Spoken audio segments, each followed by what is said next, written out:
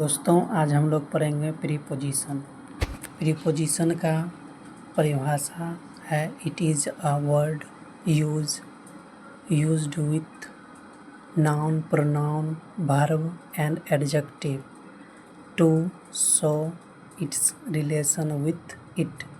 इसका हिंदी ये हुआ, यह एक ऐसा शब्द है जो किसी ज्ञात सर्वनाम शब्द और विशेषण के साथ जुड़कर उसके साथ संबंध दर्शाता है।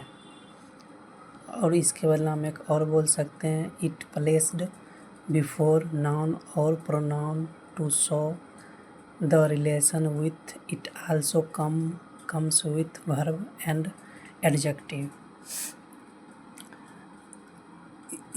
इसका हिंदी ये हुआ, इसका संज्ञा और सर्वनाम के पहले संबंध दर्शाने के लिए रखा जाता है। यह क्रिया और विशेषण के साथ भी आता है। इसका एग्जाम्पल हो जाएगा of, on, in, into, for, to, of, between, among. अब एग्जाम्पल देख लिए, there is a book on the table. मेज़ पर एक किताब रखी गई है। यहाँ पर ऑन हो जाएगा प्रीपोजिशन। इसके बाद सेकेंड एग्जाम्पल है, the come here for you. यहाँ फॉर हो जाएगा प्रीपोजिशन। इसका हिंदी हुआ मैं आपके लिए यहाँ बैठा हूँ। इसके बाद थर्ड एग्जाम्पल है, आई am looking for a good job. यहाँ फॉर हो जाएगा प्रीपोजिशन। मैं एक अच्छी नौकरी की तलाश में हूँ। इसका हिंदी हो जाएगा, there are 4 types of preposition. 4 प्रकार के प्रीपोजिशन होता है। उसमें से कौन कौन होता है? सिंपल प्रीपोजिशन, सिंपल मतलब हुआ सरल हो जाएगा। सिंपल मतलब इसका मतलब होगा on, it, on, in, into, for, from, to, of, between, among. इसके बाद हो जाएगा कंपाउंड प्रीपोजिशन। इसका मतलब हुआ संयुक्त प्रीपोजिशन। इसमें हो जाएगा it always comes noun, adjective and adverb.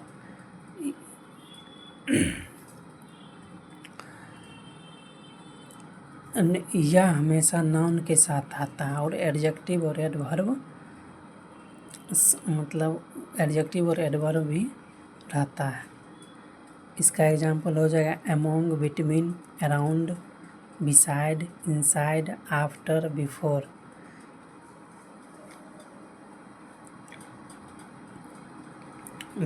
Among का मतलब हुआ बीच में, बिटवीन का हिंदी हो गया बीच में, आसपास, अराउंड मीन्स आसपास, बिसाइड मीन्स बगल में, इनसाइड मीन्स अंदर। इसके बाद हो जाएगा आफ्टर मीन्स पहले और बिफोर मीन्स बाद हो जाएगा।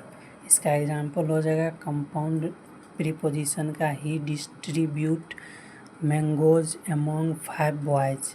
इसका हिंदी हो जाएगा उसने 5 लड़कों में आम बांट दिए।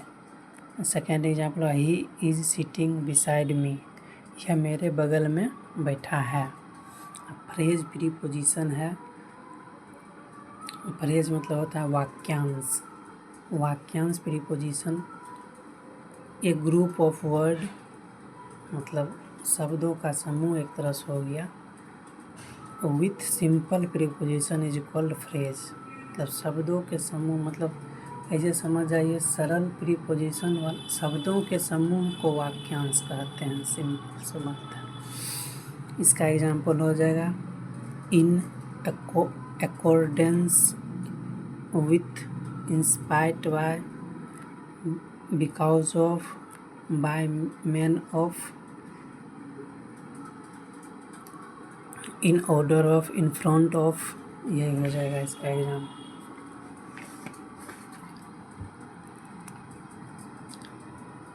Look forwarded to, addicted to,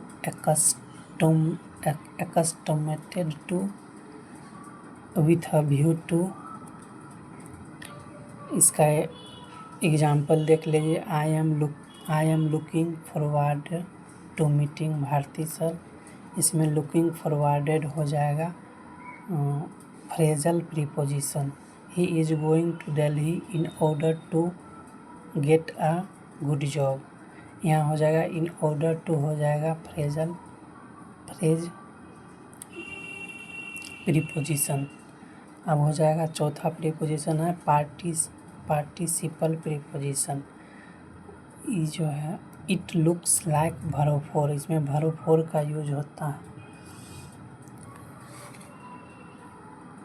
यह मतलब वर्ब फोर जैसा ही दिखता है।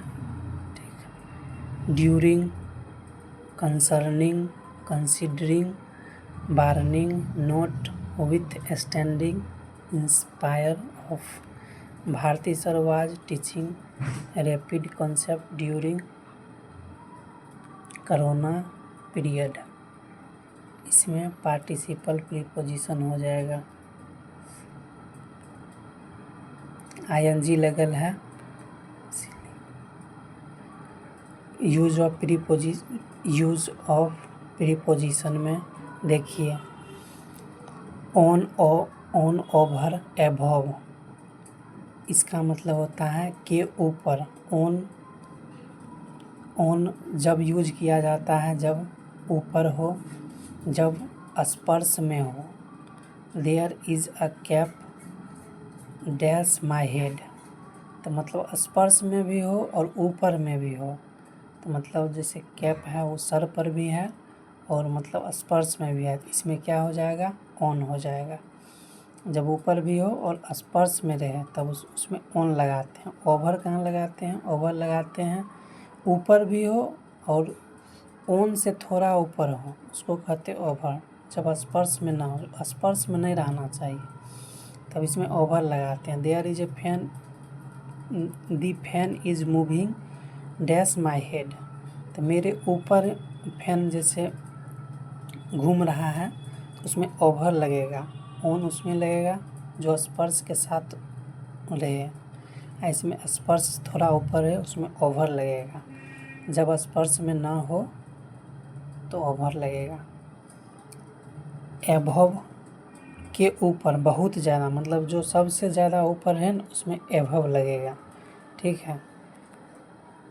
जिसे छूना संभव ना हो। A bird is flying above my building, तो इस सब से ऊपर रहे उसको एभव कहते हैं।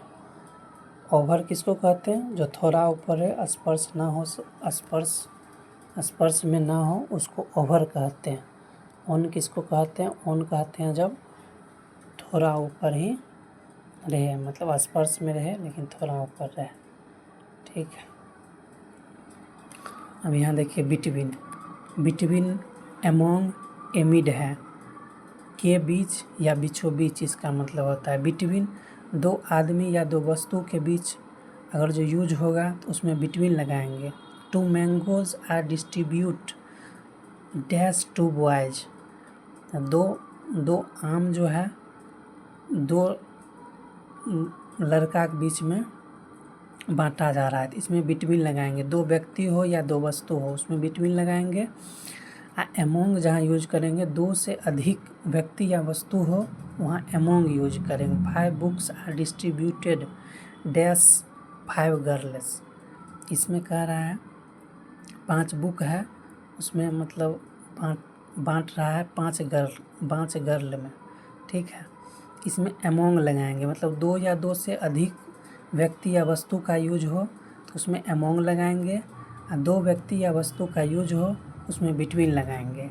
एमिड मतलब होता है बीचों बीच, क्षेत्र या दायरा, मतलब एमिड मतलब हो गया किसी क्षेत्र या दायरा में, मतलब निश्चित क्षेत्र या दायरा होना चाहिए उसमें। जैसे सर्किल किए हुए हैं और उसके बीच में जैसे कोई चीज़ है, ठीक है, उसको एमिड कहेंगे, उसमें एमिड लगाएंगे। जैसे वृक्ष लगा देंगे, जैसे पेड़ है और घर है और उसके उसी घर के एक घर है बीच में, और बीच में चारों बगल से पेड़ लगा देंगे तो एमिड लगाएंगे। जैसे देखिए there is a national flag dash the playground of.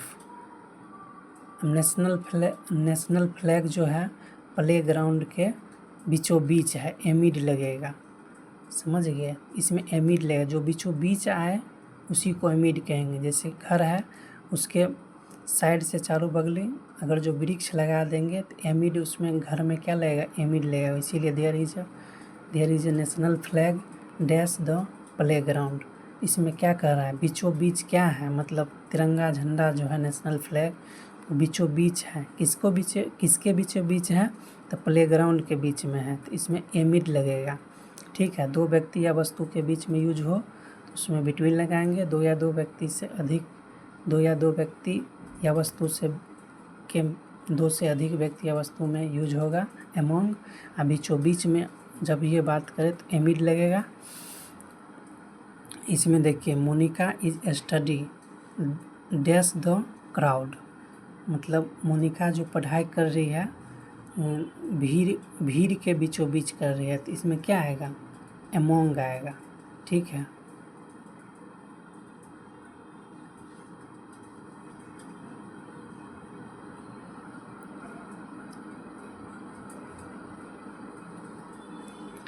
On eight in.